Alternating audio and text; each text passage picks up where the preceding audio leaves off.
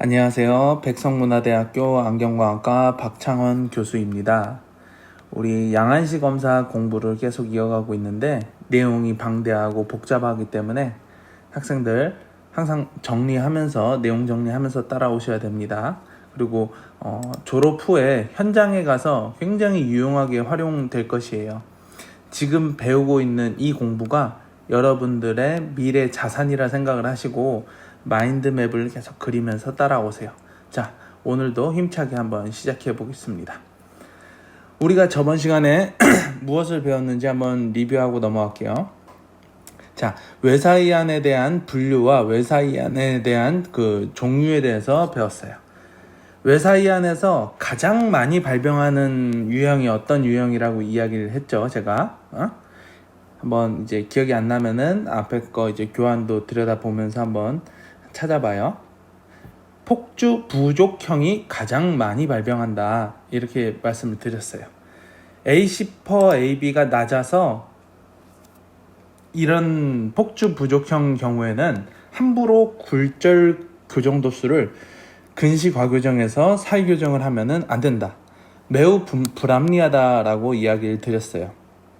그래서 푸시업 훈련이라든지 이 폭주할 수 있는 그런 폭주 유도 훈련을 해서 시훈련을 진행하는 것이 더 적절하다, 이렇게 말씀을 드렸고요. 그리고 이제 계산 과다형이 이제 그 두 번째로 계산 과다형에 대해서 설명을 했는데, 계산 과다형이 가장 적은 발병 빈도를 보이고 원거리를 볼 때 계산 과다가 심하다. 일반적으로 A10%AB는 어떻다 그랬나요? A10%AB, 조절성 폭주비는 충분하다고 이야기를 했어요. 그래서 근시안에서 과교정 도수를 이제 해줌으로써 큰 효과를 볼 수 있다라고 이야기를 했습니다. 그리고 이제 마지막으로 기본 외사이형. 기본 외사이형은 그냥 원거리, 근거리 모두 비슷한 정도의 사위량이 발생한 그런 눈이라고 얘기를 했어요. 앞서 그 계산과다형하고 마찬가지로 A10%AB, 조절성 폭주비가 충분한 경우가 많기 때문에 도수를 과교정해가지고 그 이제 하는 방향으로 조정을 하거나 시훈련하는 방향으로 접근하는 것이 효율적이다라고 설명을 했습니다. 그리고 이제 외사이안들의 이제 공통적인 접근 방향은 프리즘 조정이나 요거보다는 시훈련이 좋다라고 언급을 했는데, 우리가 지금 이제 살고 있는 이 현대 공간에서 폭주 훈련이 용이하기 때문에, 그런 용이한 환경에 있기 때문에 외사이안에게는 폭주 훈련 효과가 좋다. 그리고 이제 그 외사이 편의 정도를 보완할 수 있는 폭주 훈련이 매 순간마다 쉽게 이루어진다고 이야기를 했어요. 뭐 지금 우리 컴퓨터 보고 있고 뭐 스마트폰으로 보는 친구들도 있는데, 지금 여러분 이 순간에도 폭주 훈련이 계속해서 이루어지고 있는 상황입니다. 자,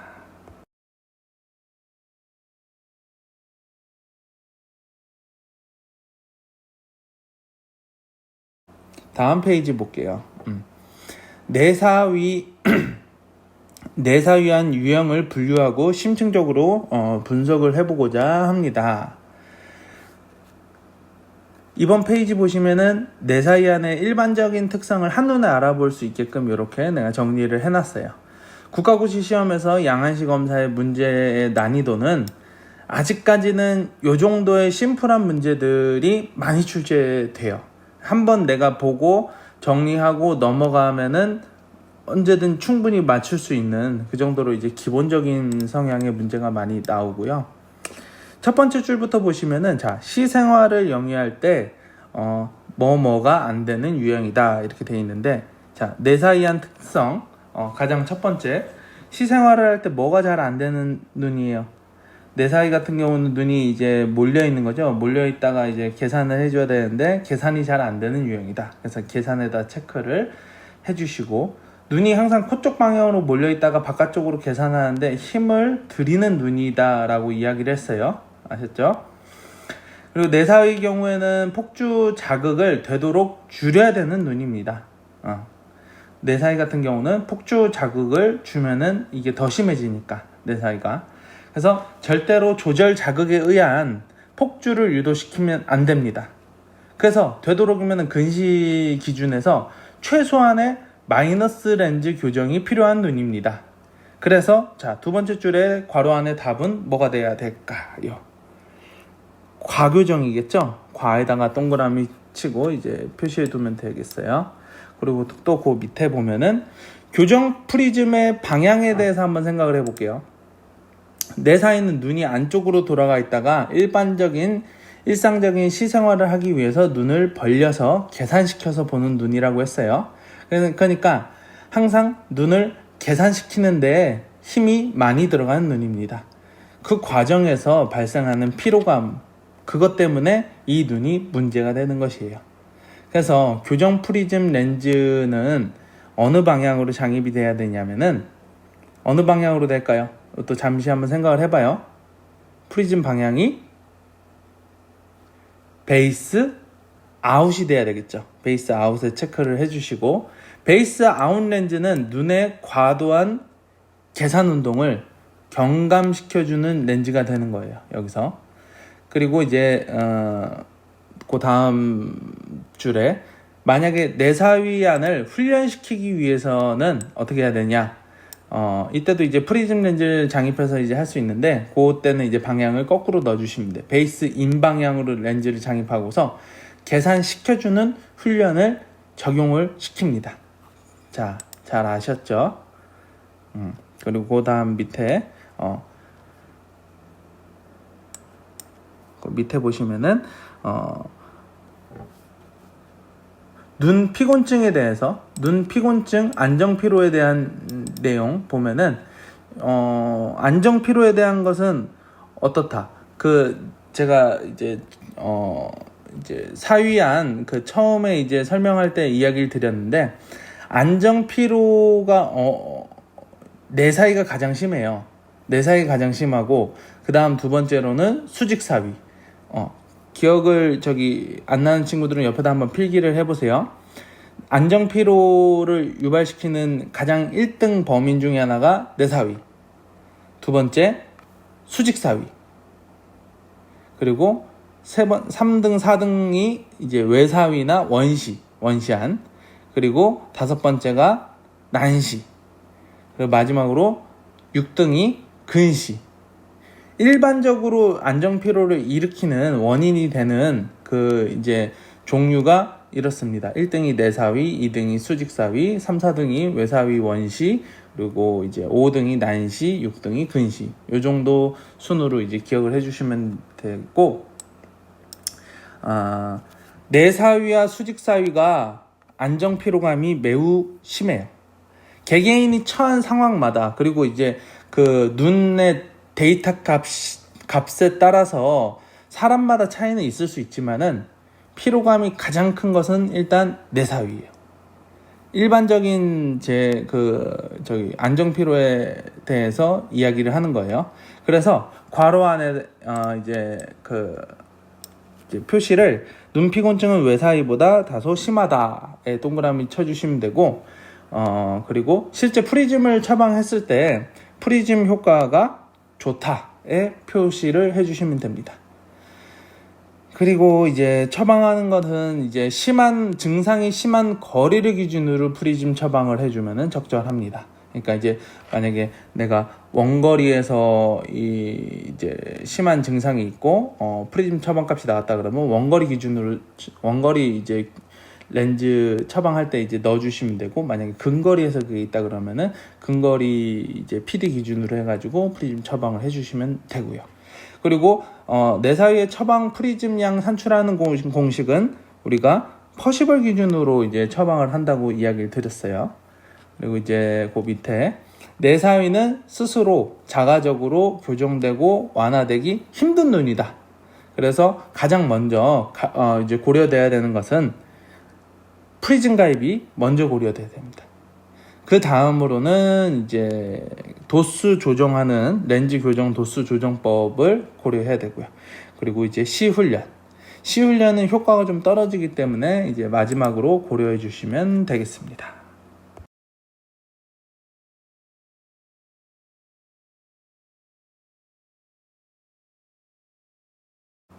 자, 다음 페이지. 날이 갈수록 계속해서 뇌사위안의 발생 빈도가 많아지는 원인에 대해서 알아볼게요. 그래서 원인은 내가 이제 3개로 이제 분류를 해놨는데, 멀티미디어의 기기와 밀접한 사회, 그리고 2번째 근거리 작업의 작업 시간의 폭증, 그리고 3번째가 야외 활동의 부족, 운동 부족. 밖에 이제 나가는 일이 많이 줄어들었으니까요, 과거보다. 그래서 자, 첫 번째 여기 보시면은 현대 사회는 멀티미디어 기기에 사용하고 매우 밀접합니다. 컴퓨터를 사용하지 않는 그 산업 분야가 없어요. 그쵸? 그리고 우리도 지금 사이버 강의 통해서 이렇게 멀티미디어 기기를 접하고 있어요. 제가 이 사이버 강의 준비하면서도 노트북도 이용하고 뭐 아이패드도 이용하고 뭐 스마트폰도 이용하고 계속해서 멀티미디어 기기하고 밀접하게 이제 있어요. 우측에는 지금 제가 이제 요거 2016년도에 발표된 한국안광학회라는 눈 관련 전문 학술지에 발표된 논문입니다. 제가 이 논문을 첨부해서 좀 설명을 드릴까 하는데, 이제 공부하다가 요 논문의 원문 풀 버전 다 보고 싶은 친구는 따로 요청하면 제가 또 알려드릴게요. 자, 여기에서 내용을 보면은 스마트폰과 페이퍼북, 스마트폰 요거를 근거리에서 이제 보고 작업을 하고 나서 헤테로포리아 그리고 이제 버전스의 변화에 대해서 이제 그 연구한 논문이에요. 여기 헤테로포리아는 이제 사위안을 말합니다. 노란색으로 줄쳐놓은 결과만 한번 먼저 스캔을 해볼게요. 종이로 된 책을 읽은 후에 익스포리아, 그러니까 이제 외사이안을 말하는 거예요. 외사이안에서 통계학적으로 유의하게 외사이가 감소되었다라고 이제 언급이 되어 있습니다. 통계학적으로 유의하게 외사이가 감소되었다. 그러니까 즉 무슨 얘기냐면은 외사이안에서 이 산출되어 있는 데이터 값을 통계적으로 이렇게 돌려봤을 때 의미 있게 유의미하게 외사이가 감소되었다라는 이야기예요. 스마트폰을 이용한 독서 후에 외사이안 그리고 정위안 그리고 내사위안 모두 수평 사이도가 통계학적으로 또 유의하게 감소되었다라고 또 언급이 돼 있어요. 이 논문의 원문에서 본문 내용을 보면은 모든 종류의 그 이제 안 위에서 내사위화 경향을 띠면서 바뀌어 간다고 합니다. 그리고 이제 특히 종이로 된 책보다는 멀티미디어 기기를 이제 활용해서 보는 작업이 더욱더 내사위화를 되게끔 유도한다고 합니다. 다시 말해 종이로 된 책하고 스마트폰 멀티미디어 기기 많이 보는 우리들은 내사위화로 이제 가게 되는 경향을 띌 수밖에 없고, 이 때문에 점차 내사위안의 인구 증가는 늘어날 수밖에 없다. 이렇게 해석을 할 수가 있어요.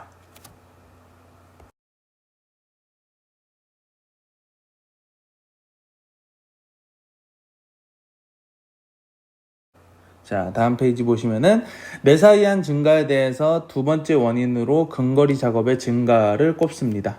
과거에 비해서 산업이 고도화되면서 학력 수준이 또 높아지면서 또 모든 산업이 현대화되면서 우리는 과거보다 훨씬 더 많은 근거리 작업 환경에 처해 있어요. 이 사실에 대해서 이제 반문할 친구는 없겠죠. 같은 논문에서 계속 이렇게 이제 보면은 제가 요 이제 페이지 안에 본문을 다 넣을 수가 없어가지고 이제 표만 따왔는데, 외사이안 같은 경우는 이제 책과 스마트폰 모두에서 통계적으로 유의하게 외사위가 줄어드는 경향을 띈다. 그리고 외사위는 정위안과 내사위안에 비해서 내직근이 더욱더 많이 긴장되는 상태에 처하게 되고, 그러니까 여기 지금 실험에서는 30분간 독서 작업, 근거리 작업을 이제 하게끔 이제 실험 설정을 해놨고요. 그때 이제 정위안하고 내사위안에 비해서 내직근을 더 많이 자극시킨다, 외사위안이.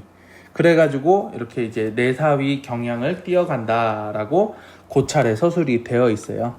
그리고 이제 또 여기서 이제 PFV라는 용어가 나오는데 Positive Functional Variance, 우리가 배운 PRC 값을 의미해요.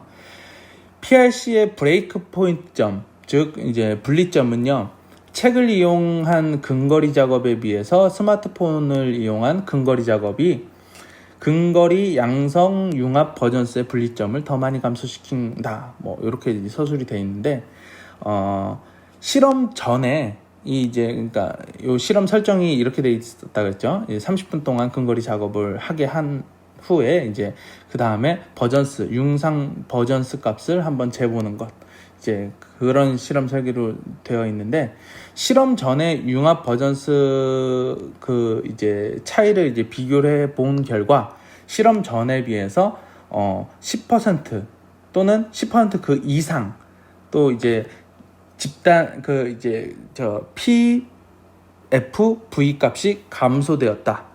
그러니까 PFV, 그러니까 PRC 값이 대다수가 실험 전보다 실험 후에 감소되었다고 나옵니다. 즉 PRC 값이 어떻게 됐다? PRC 값이 낮아졌다. PRC 값이 낮아졌다. 근거리 작업을 자꾸 이렇게 하면서 PRC 값이 낮아졌다. 이런 결론에 도달하게 돼요. 그래서 이제 우측 하단부의 B 그림도 이제 마찬가지예요. B 그림 보면은 PRC 값의 요것은 회복점, 리커버리 포인트를 나타낸 그림인데, 이 또한 비슷한 양상으로 이제 보입니다. 그래서 연구 결과를 요약을 하면, 이 근거리 작업을 오랫동안 하면서 그 후에 다시 이제 눈의 데이터 값을 측정한 결과 PRC 값이 떨어졌구나. 양성 융합 버전스 값이 감소했구나. 이렇게 알 수 있어요.